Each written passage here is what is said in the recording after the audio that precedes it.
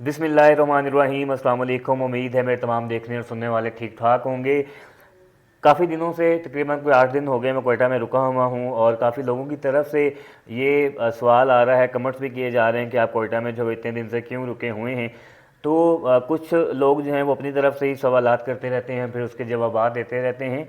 बहरहाल बात यह है, कोयटा में अगर मैं रुका हुआ हूँ तो आप लोगों को भी पता है कि मैं जब से ओकाड़ा से निकला हूँ तो रास्ते में अगर मैंने आराम किया भी है तो मैंने एक दिन आराम किया, उससे ज़्यादा आराम नहीं किया। तो अगर मैं कोयटा में रुका हुआ हूँ तो डेफिनेटली इसकी कोई वजह होगी, और वजह ये थी कि कोयटा में रहकर जो है वो मैं ईरान के वीज़े का बंदोबस्त कर रहा था। जैसा कि मैंने आपको पहले भी आपने मेरे इंटरव्यू सुने होंगे, वीडियोस देखी होंगी, तो मैंने उसमें बताया था कि मेरे जो वीज़ाज़ हैं वो हमारी जो फ़ॉरेन मिनिस्ट्री है, वज़ारत ख़ारजा है, वो मुझे वीज़ाज़ दिलवाने में मदद कर रही है। तो मुझे थोड़ा टाइम इसलिए लगा कि ईरान का जो वीज़ा है वो जब से कोविड आया, ईरान उसके बाद से सिर्फ 1 माह का वीज़ा दे रहा है, 1 माह से ज़्यादा का वीज़ा नहीं दे रहा, जबकि मुझे 3 माह का वीज़ा चाहिए था मैक्सिमम। मुझे यानी कि अगर एटलीस्ट मुझे कम से कम भी वीज़ा चाहिए तो मुझे 2 माह का तो लाजमी चाहिए, क्योंकि ईरान का जो सफ़र है, ईरान का इराक़ तक जो सफ़र है वो काफ़ी ज़्यादा बनता है। तो चूँकि जो हमारी पाकिस्तान की एम्बेसी ईरान में है वो मेरे से राब्ते में है और वो आगे ईरान की फ़ॉरेन मिनिस्ट्री से बातचीत कर रही थी इस हवाले से कि इस हमारे बच्चे को फैसिलिटेट करें और इसको अगर 3 माह का वीज़ा नहीं भी देते तो एटलीस्ट 2 माह का वीज़ा दें। तो वो चूँकि उनसे बात चल रही थी तो इसलिए थोड़ा सा वक्त जो है वो इसमें दरकार था।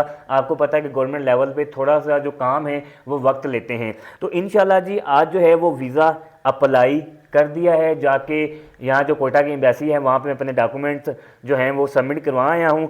लेकिन अब वीज़ा कितनी माह का मुझे या कितने दिन का मिलेगा ये इंशाल्लाह मैं आप लोगों को कल बताऊंगा। तो इसलिए मैं कोयटा में रुका हुआ था, लेकिन मुझे उम्मीद है कि इंशाल्लाह 2 से 3 दिन में सफ़र जारी हो जाएगा। बाकी कुछ लोग कह रहे थे कि कोयटा में रह के जो है वो इंटरव्यूज़ दिए जा रहे हैं, तो ऐसी बात बिल्कुल भी नहीं है। वैसे तो बहुत सारे लोग बहुत सारी बातें करते हैं, लेकिन कहने वाले कहते हैं कि उन बातों को जो है वो जहन में नहीं रखना चाहिए, और ना ही मैं रखता हूँ।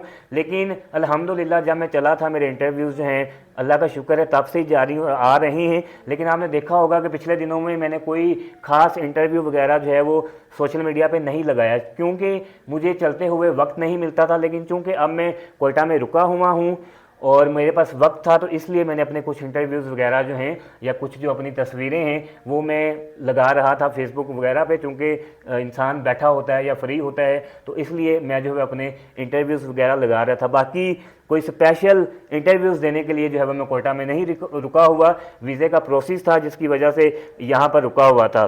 इंशाल्लाह जी उम्मीद है कि कल जो है वो वीज़ा आ जाएगा, लेकिन कितनी दिन का आएगा या कितने माह का आएगा इंशाल्लाह वो मैं कल आपको बताऊंगा, और इंशाल्लाह 2-3 दिन तक जो सफ़र है वो अपना जारी कर दूंगा। अपना बहुत सारा ख्याल रखिए। आप लोगों को ये भी मालूम है कि सफ़र में ओकाड़ा से ही मेरे साथ जो है वो बाइक पर मेरा भाई और भांजा मौजूद हैं, जो कि बाइक पर आहिस्ता आहिस्ता मेरे साथ रहते हैं और तफ्तान बॉर्डर तक मेरे साथ रहेंगे। तो अभी इस वक्त हम कोयटा की मार्केट में मौजूद हैं और यहाँ पे कुछ मोटरसाइकिल का काम करवाना है, ऑयल वगैरह चेंज करवाना है। और ये चूँकि आगे अब मौसम अभी भी कोयटा में जो है वो तब्दील हो चुका हुआ है और अभी जो मौसम है आगे मज़ीद तब्दील होना है।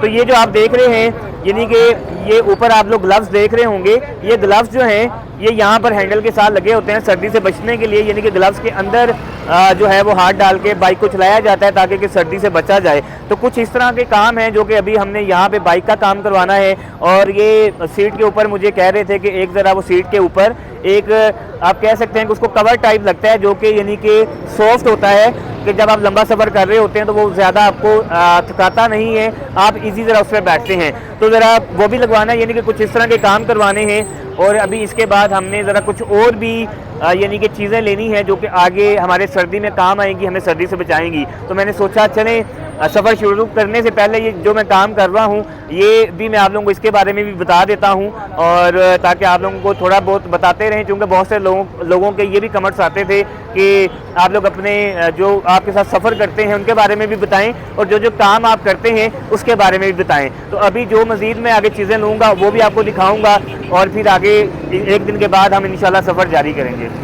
जी तो मैंने ये जो कोट है इसको पसंद कर लिया है, ये थोड़ा सा लॉन्ग है चूँकि आगे सर्दी ज़्यादा होनी है तो ये ज़रा बचत करेगी। मैंने पसंद कर लिया है, रिजवान ने भी पसंद कर लिया हुआ है, लेकिन रिजवान का एक और दुकान पे पड़ा है, वो आपको दिखाएंगे। जैन साहब भी अभी पसंद कर लेंगे तो जैन साहब का भी आपको दिखा देंगे।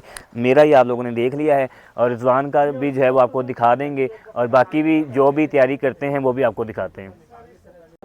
जी, तो रिजवान ने जो कोट आप पसंद किया था, मैंने आपको दिखाया था कि दूसरी शॉप पे पड़ा है, वो रिजवान ने ये वाला कोट जो है पसंद किया है। ये मेरे वाले से भी लॉन्ग कोट है, लेकिन चूंकि रिजवान साहब ने पहनना है और इन्होंने बाइक पर भी होना है तो इनको ठीक है। लेकिन मैंने इतने साइज़ का यानी कितना लंबा कोट इसलिए नहीं लिया कि मैंने पैदल चलना है, तो मैंने समझा मुनासिब ये समझा कि पैदल चलते हुए शायद ये थोड़ा सा डिस्टर्ब करे, तो ये रिजवान का हो गया है। और जैन साहब ने सबसे ज़्यादा टाइम लगाया, और टाइम लगाने के बाद जैन साहब ने जो है ये फ़ौजियों वाली जैकेट जो है पसंद की है, क्योंकि उन्हें ज़रा फ़ौजियों वाली जैकेट्स ट्राउज़र जो हैं वो ज़्यादा पसंद हैं, तो उन्होंने ये जो है वो पसंद की है। जी, तो कोट वगैरह लेने के बाद और जो बाकी कुछ चीज़ें लेनी थी लेने के बाद वापस आ गए हैं। बाइक आपको दिखाया था कि पहले हम देकर गए हैं, बाइक का ऑयल चेंज हुआ है। उसके अलावा मैंने आपको दिखाया था ये बाइक का जो आगे शीशा लगवाया है, ताकि आगे जो सर्दी है, ये सर्दी से कुछ हद तक हवा से जो है बचत करेगा, और जो बाकी चीज़ें भी जैसे कि बास को आगे से मच्छर वगैरह कुछ भी इस तरह की चीज़ें होती हैं उससे भी बचत करेगा। दूसरे ये ग्लव्स भी लग चुके हैं जी, ये भी कुछ हद तक तो जो है सर्दी से जिस भी बंदे ने यानी कि बाइक चलानी है, रिजवान ने या जैन ने, उसकी जो है वो बचत करेगा। तो ये बाइक का भी काम हो चुका हुआ है, अब वापस जाएंगे। जी, तो सामान वगैरह लेकर जो है वो जहाँ पर आगा जी लोगों के पास हम रुके हुए हैं वहाँ पे आ चुके हैं। तो कुछ चीज़ें मैंने आप वहाँ पर आपको दिखाई थी। ये तो रिजवान का जो है वो लॉन्ग कोट है, और ये जैन साहब का है, और ये मेरे वाला है। और उसके अलावा ये एक इन्होंने बगैर जो है वो बाजुओं के भी लिए। जी, तो ये भी एक जैन साहब ने शायद दूसरा वाला लिया है, तो ये है कि बहरहाल ये तब्दील करके पहनते रहेंगे। उसके अलावा ये ग्लव्स हैं जो कि लिए हैं, सर्दी आगे होगी तो पहने जा सकते हैं। और ये कैप्स जो हैं गर्म वाली ली हैं, पहनी जा सकती हैं। और ये कुछ लिया है जी, ये जो पहनते हैं यानी कि ये गर्दन भी कवर करता है और आपका नाक तक जो है कवर करता है। और बाकी ये सॉक्स जी, और ये इसके अलावा गर्म सॉक्स हैं जो कि लिए पहनने के लिए। तो ये कुछ चीज़ें थी जो कि लेकर आए हैं। अपना बहुत सारा ख्याल रखिएगा। अल्लाह निगहबान।